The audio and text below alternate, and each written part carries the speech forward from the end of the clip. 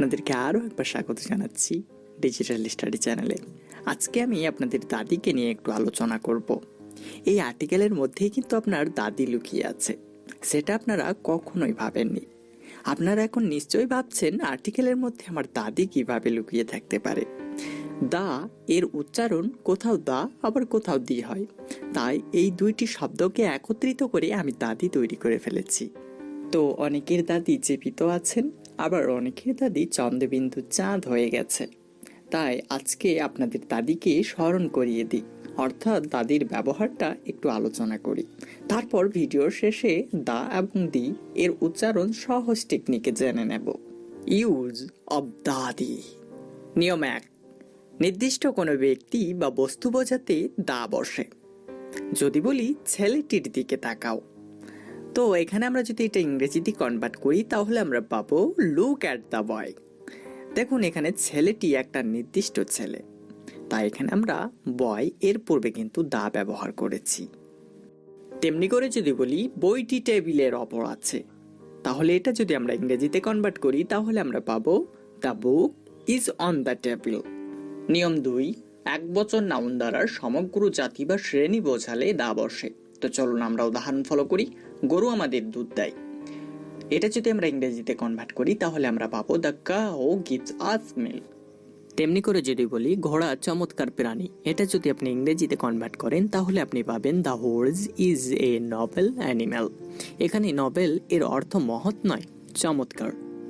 নিয়ম 3, কোনো বিশেষ শ্রেণী বোঝাতে অ্যাডজেক্টিভের পূর্বে দা ব্যবহৃত হয়।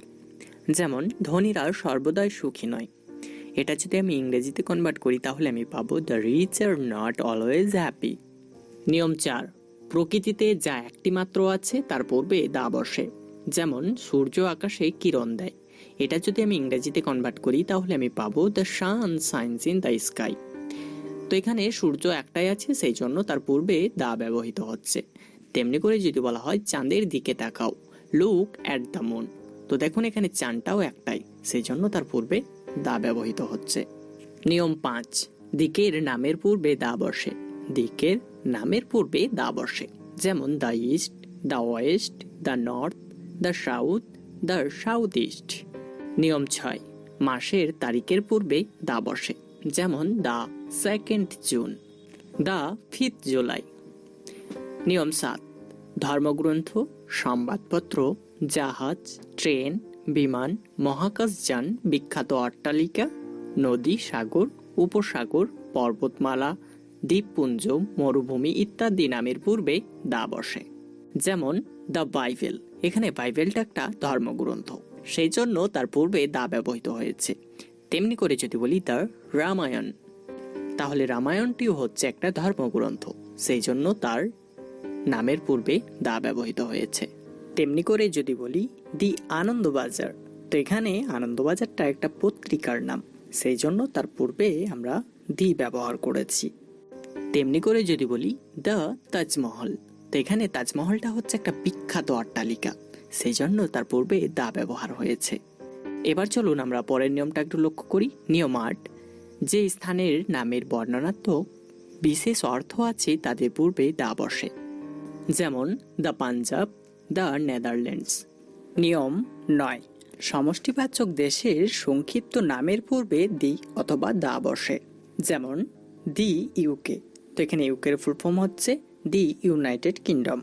তেমনি করে যদি বলি দি ইউএসএ, তো এখানে ইউএস এর ফুল ফর্ম হচ্ছে the United state of America.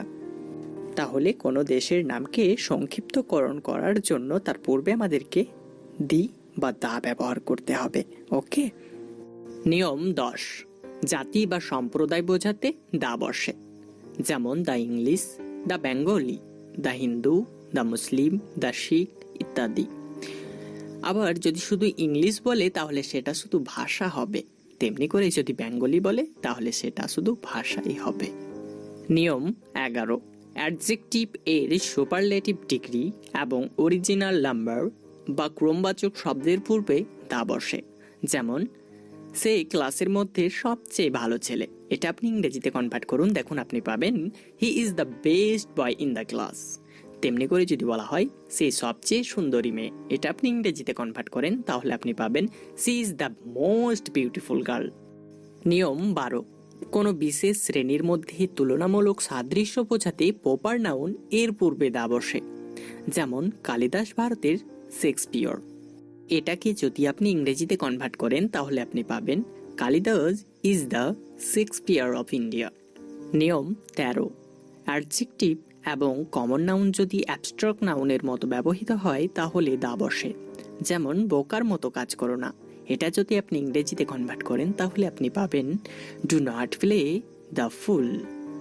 তেমনি করে যদি বলা হয় তাকে অন্ধকারে রেখো না, এটা আপনি ইংরেজিতে কনভার্ট করুন তাহলে আপনি পাবেন do not keep him in the dark. নিয়ম 14, জীবিকা বোঝাতে নাউনের পূর্বে দা ব্যবহার হয়। যেমন ধরুন সে আইনজীবীর পেশায় যোগ দেবে, এটা যদি আমরা ইংরেজিতে করি তাহলে আমরা পাবো হি উইল জয়েন দ্য বার। তেমনি করে যদি বলা হয় সে সৈনিকের পেশা গ্রহণ করবে, এটা যদি আমরা ইংরেজিতে করি তাহলে আমরা পাবো he will join the army. নিয়ম 15, কোনো রাস্তার নামের সঙ্গে রোড যুক্ত থাকলে দা বসে, কিন্তু স্ট্রিট বা অ্যাভিনিউ এর ক্ষেত্রে কখনোই দা বসে না। যেমন ধরুন এই ব্যাট সার্কুলার রোডে পাওয়া যায়, এটা যদি আমরা ইংরেজিতে কনভার্ট করি তাহলে আমরা পাবো this bat is available in the circular road. তেমনি করে যদি বলা হয় এই বইটা কলেজ স্ট্রিট থেকে কেনা হয়েছিল, তাহলে এটা যদি আমরা ইংরেজিতে করি তাহলে আমরা পাবো this book was bought from College Street. তো আশা করি আপনারা দা এর ব্যবহারটা সকলেই আয়ত্ত করতে পেরেছেন। এবার চলুন আমরা কোথায় দা এবং কোথায় দি উচ্চারণ করব সেটা একটু সহজ টেকনিকে জেনে নিই। আর এটা মাথায় রাখার জন্য আপনার দাদি যথেষ্ট, শুধু আপনার দাদিকে একটু স্মরণ করুন, তাহলেই আপনি আপনার দা এবং দির উচ্চারণটা পেয়ে যাবেন। তাই আপনারা শুধু মাথায় রাখুন দাদির শিভি, এই লাইনটা আপনি একটু মাথায় রেখে দিন, তাহলে আপনি দাদির উচ্চারণ পেয়ে যাবেন। সেটা কিভাবে দেখুন, আমরা এখানে শীতে কনসনেন্ট মিন করছি, আর এই কনসনেন্টের ক্ষেত্রে আমরা সবসময় দা ব্যবহার করব। আর ভিতে আমরা ভাওয়েল মিন করেছি, আর এই ভাওয়েলের ক্ষেত্রে আমরা সবসময় দি ব্যবহার করব, অর্থাৎ দি উচ্চারণ করব। তো চলুন আমরা কয়টা উদাহরণ ফলো করি, তাহলে ব্যাপারটা আরও পরিষ্কার হয়ে যাবে। দেখুন আমাদের স্ক্রিনে কয়টা উদাহরণ চলে এসেছে। The mango, the cat. তো দেখুন এখানে আমি দা উচ্চারণ করছি, কারণ কি, হ্যাঁ এখানে ম্যাঙ্গোর প্রথম বর্ণটাই হচ্ছে কনসনেন্ট অর্থাৎ ব্যঞ্জন বর্ণ, সেই জন্য আমি তার পূর্বে দা উচ্চারণ করছি। তেমনি করে দ্য ক্যাট, তো দেখুন ক্যাট বানানে প্রথম বর্ণটাই হচ্ছে কনসনেন্ট, সেই জন্য আমরা দা উচ্চারণ করছি। তারপর দেখুন আছে দি আপেল, তো দেখুন এখানে আমি দি উচ্চারণ করছি, কারণ কি, হ্যাঁ আপেল বানানের প্রথম বর্ণটা হচ্ছে ভাওয়েল, সেই জন্য আমরা তার পূর্বে দি উচ্চারণ করছি। তেমনি করে আপনারা লক্ষ্য করুন দি আর্মি, দেখুন এখানে আর্মি বানানের প্রথম বর্ণটাই হচ্ছে ভাওয়েল, সেই জন্য আমরা তার পূর্বে দি উচ্চারণ করছি। তো এই ছিল আজকের আলোচনা, সাক্ষাৎ হচ্ছে পরবর্তী ভিডিওতে, ভালো থাকবেন সবাই।